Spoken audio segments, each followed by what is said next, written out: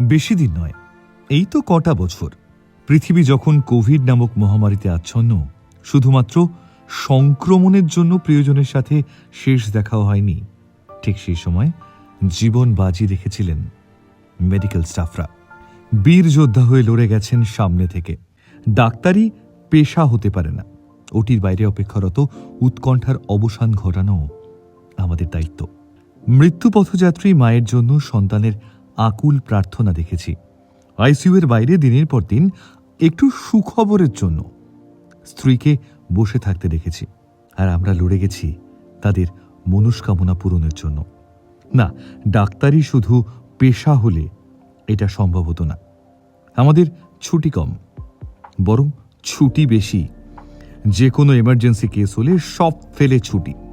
বেড়াতে যাওয়ার ticket cancel করি, ছেলের স্কুলের অ্যানুয়াল ফাংশনে যাব বলেও যাওয়া হয়ে ওঠে না। অ্যানিভার্সারি ডিনার আর করা হয়ে ওঠে না। লক্ষ্য একটাই, রোগীকে সুস্থ করা।